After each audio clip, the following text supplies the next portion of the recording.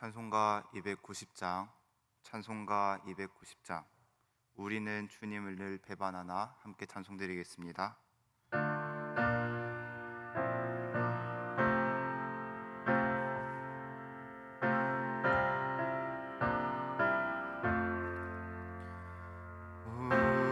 우리는 주님을 늘 배반하나 내 주 예수 여전히 날 부르사 그 참되신 사랑을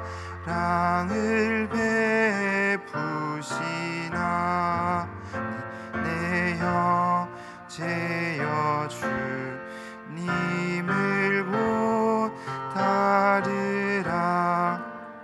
주 널 위해 비네 주 널 위해 비네 주 널 위해 비네 항상 비시네.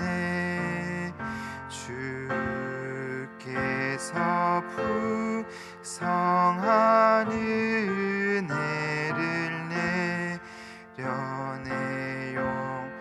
영혼이 나날이 복 받으나 주 예수를 너희도 구주로 섬겨고 따르면 풍성한 복 받겠네. 주 널 위해 비네 주 널 위해 비네 주 널 위해 비네 항상 비시네. 무거운 짐 지고 애타는 생주의 수께 돌아와 곧 쉬어라.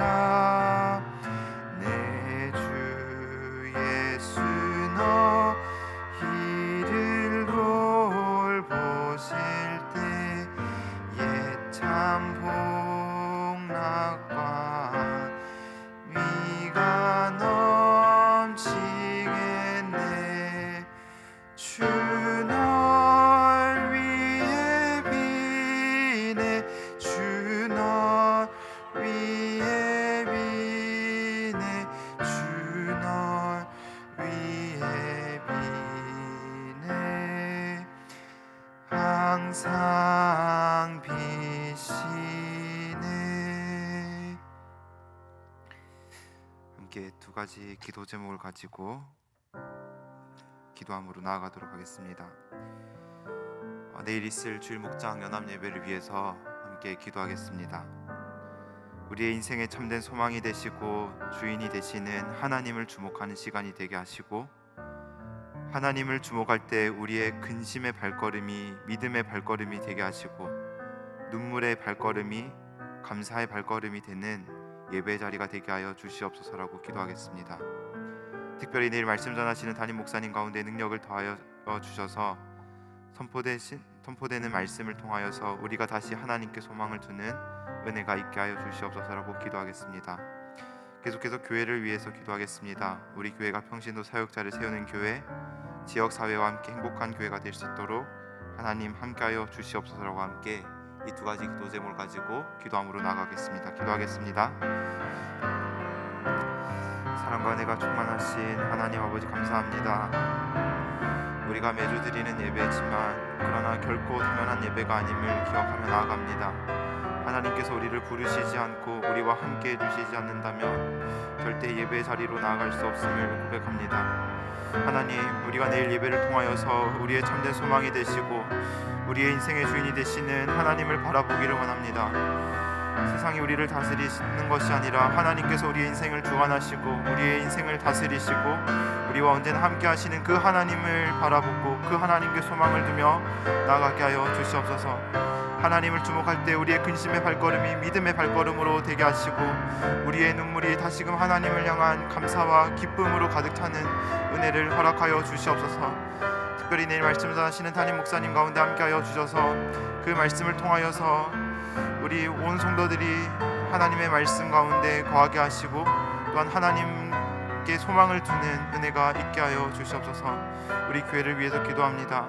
우리 교회가 평신도 사역자를 세우는 교회, 지역사회와 함께 행복한 교회가 될 수 있도록 주님 함께하여 주시옵소서. 그리하여서 우리 교회를 통하여서 하나님의 이름이 높아지고 하나님의 이름이 더욱더 아름답게 빛나는 은혜가 있을 수 있도록 주님 언제나 함께하여 주시옵소서.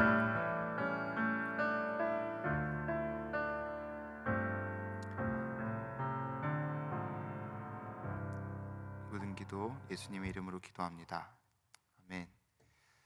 오늘 함께 말씀을 보도록 하겠습니다. 오늘 말씀은 로마서 2장 17절에서 24절까지의 말씀입니다. 로마서 2장 17절에서 24절까지 말씀입니다. 다 찾으신 줄 알고 한 절씩 교독하고 마지막 절은 함께 읽도록 하겠습니다.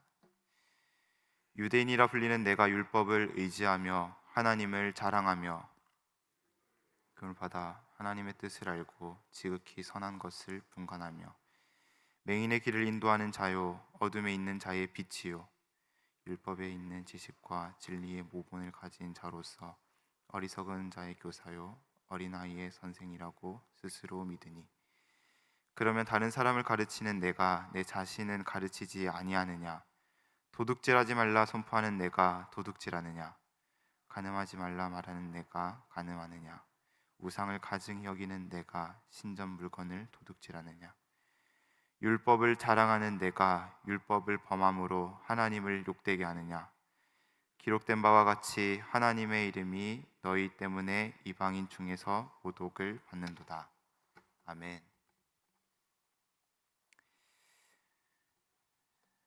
연예인 유재석 씨가 한 TV 프로그램에서 위기에 대해서 말한 적이 있습니다.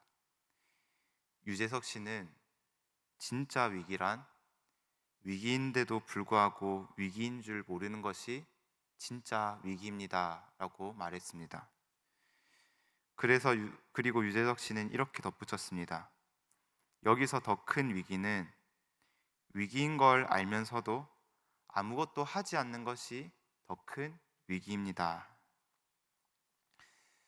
오늘 본문에서 바울은 영적인 위기가 찾아왔음에도 불구하고 위기인 줄 모르거나 위기인 줄 알면서도 아무것도 하지 않고 오히려 교만과 우월 의식에 빠져 있는 한 민족을 언급합니다.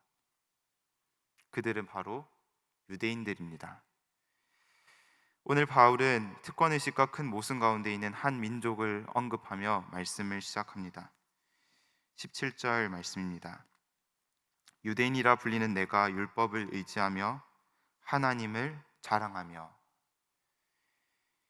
유대인들은 구약의 모든 율법을 613개로 나누었습니다. 그 중에서 248개는 하나님께서 하라고 명령하신 것이고 나머지 365개는 하지 말라고 금하신 것으로 분류해서 율법을 전부 외우고 다녔습니다. 이렇게 유대인들은 하나님의 법을 철저하게 의지하는 사람들이었고 하나님을 자랑하는 사람들이었습니다. 이뿐만 아니라 유대인들은 하나님의 말씀을 가지고 있었기 때문에 어둠에 있는 자들을 빛으로 인도해내는 말씀의 선생이라고 믿었습니다.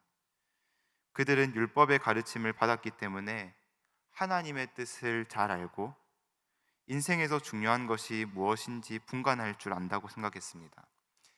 그래서 19절과 20절에서 바울은 유대인들이 맹인의 길을 인도하는 자요 어둠에 있는 자의 빛이요 율법에 있는 지식과 진리의 모본을 가진 자로서 어리석은 자의 교사요 어린아이의 선생이라고 스스로 믿었다고 말씀합니다. 이처럼 유대인들은 율법을 잘 알고 하나님의 뜻을 잘 알며 다른 사람들의 교사로서 자부심을 품고 있었습니다. 그리고 겉으로 볼 때는 이들이 완벽한 신앙인의 모습이었습니다. 말끝마다 하나님의 말씀이 나오는 사람들이었고 매사에 하나님의 말씀만을 말하기에 흠이 없어 보였습니다. 그런데 바울은 이어지는 말씀에서 유대인들의 화려한 겉모습과는 다르게 그 속에 무엇이 들어있는지를 말씀하고 있습니다. 오늘 본문 21절과 22절을 함께 읽도록 하겠습니다. 그러면 다른 사람을 가르치는 내가 내 자신은 가르치지 아니하느냐? 도둑질하지 말라 선포하는 내가 도둑질하느냐? 간음하지 말라 말하는 내가 간음하느냐? 우상을 가증히 여기는 내가 신전 물건을 도둑질하느냐? 지금 무엇을 말하고 있습니까? 유대인들은 다른 사람에게 하지 말라고 한 그 일을 본인들이 실제로 행하고 있다는 것입니다. 그들은 다른 사람을 판단하고 가르치는 일에 있어서는 열심을 냈습니다. 하지만 정작 자기 자신을 돌아보고 스스로에게 말씀을 가르치고 적용하는 일에는 무관심했습니다. 겉으로는 율법을 잘 알고 교사로서 화려함을 갖췄을지 모르지만 그 속은 온갖 악취를 풍기고 있었고 모순으로 가득 찬 모습이었습니다. 그래서 바울은 이렇게 말과 행동이 다르고 겉과 속이 다른 유대인들을 향해 날카롭게 지적하고 있습니다. 다른 사람을 가르치는 내가 왜 내 자신은 가르치지 아니하느냐? 만약 우리 주변에 말과 행동이 다른 사람을 보게 된다면 성도님들은 어떤 생각이 드십니까? 일반적으로 우리는 저 사람은 참 모순적이다 하는 생각을 합니다. 우리 주변을 살펴보면 말과 행동이 다른 모순적인 사람들이 많습니다. 어떤 분은 하나님의 말씀을 사랑한다고 하지만 돈과 사람과 문제 앞에서 타협하는 분들을 보게 됩니다. 또 어떤 분은 하나님을 사랑한다고 말하지만 예배를 소홀히 여기고 이웃을 향해 비판하고 손가락질을 하는 사람들이 많습니다. 그런 점에서 오늘 본문에 등장한 유대인처럼 겉과 속이 다르고 말과 행동이 다른 분들이 우리 주변에도 있다는 사실을 보게 됩니다. 그런데 우리 주변에 이렇게 모순적인 사람들이 많지만 그 중에서 가장 모순적인 사람이 누구인지 아십니까? 바로 우리 자신입니다. 사실 말과 행동이 다르고 겉과 속이 다른 사람을 멀리서 찾을 필요가 없습니다. 우리 스스로를 돌아볼 때 우리가 가장 모순적인 사람인 것을 보게 됩니다. 우리가 신앙생활을 하면서 가장 큰 착각 중 하나는 나는 모순적이지 않고 그래도 나는 저 옆에 있는 사람보다는 낫다라는 생각을 가지게 됩니다. 우리는 남에 대해서는 굉장한 기대를 가지면서도 스스로에게는 같은 기대를 가지고 있지 않습니다. 나라의 지도자는 이래야 된다. 직분자는 이래야 된다. 성도는 이래야 된다라는 여러 가지 잣대를 가지고 수많은 사람들을 평가합니다.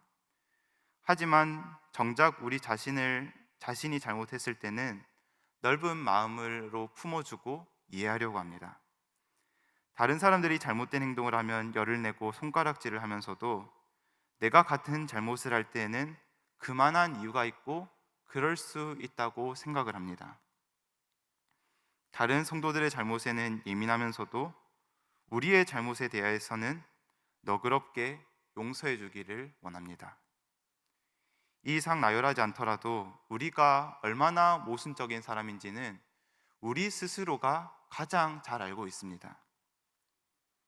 우리는 언제나 우리 옆에 있는 사람이 변화되기를 원하는 마음이 있습니다. 그러나 하나님은 우리 자신이 먼저 변화되기를 원하십니다. 예수님께서 마태복음 7장에서도 우리 눈 속에 있는 들보를 빼고 그 후에 형제의 눈 속에서 티를 빼실 것을 말씀하셨습니다. 다른 사람이 바뀌기에 앞서서 먼저 바뀌어야 하는 사람은 바로 우리 자신입니다. 성도님들 가운데 자녀가 하나님 말씀을 사랑하고 하나님께 기도하는 자녀로 자라가기를 원하십니까? 그렇다면 우리가 먼저 말씀을 가까이 하고 하나님께 겸손히 무릎을 꿇어야 합니다. 우리의 목장이 사랑과 감사로 하나가 되기를 원하십니까? 그렇다면 우리가 먼저 사랑을 베풀고 작은 일에도 감사함을 표현해야 합니다.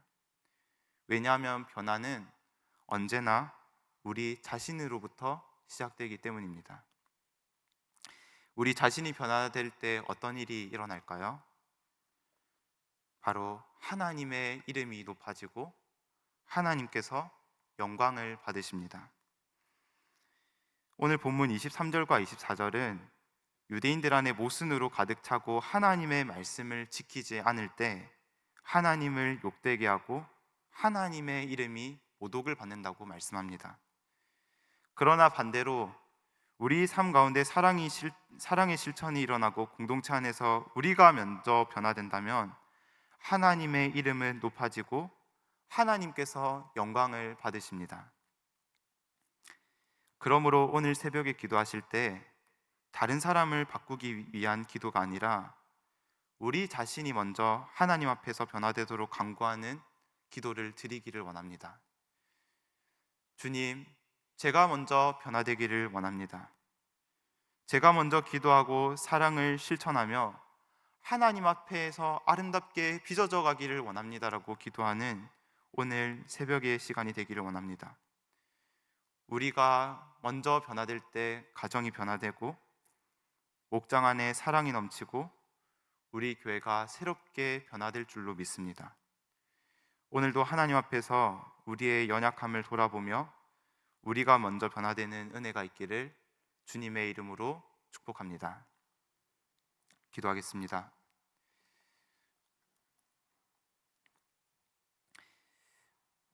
우리 자신이 먼저 변화되기를 원하시는 하나님 아버지, 다른 사람을 향해 열을 올렸던 우리의 마음과 시선을 거두고 말씀 앞에서 우리 자신을 겸손히 돌아보기를 원합니다.